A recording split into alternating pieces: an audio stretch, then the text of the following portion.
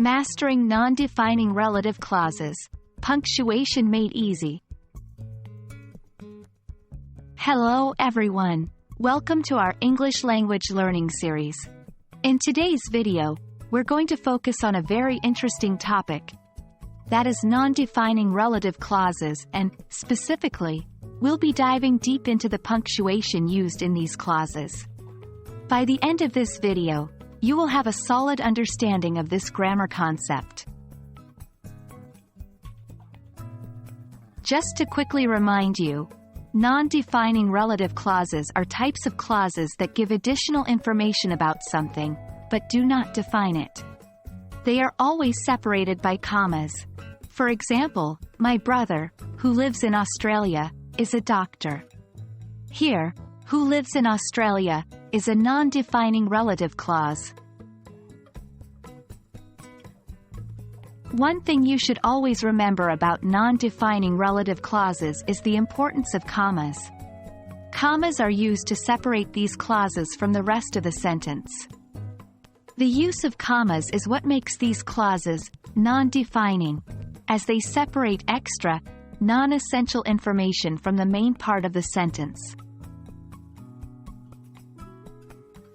A common mistake is to forget the comma, which can cause confusion for the reader. Another common mistake is to use a comma with defining relative clauses, which are meant to define or identify the noun they are referring to.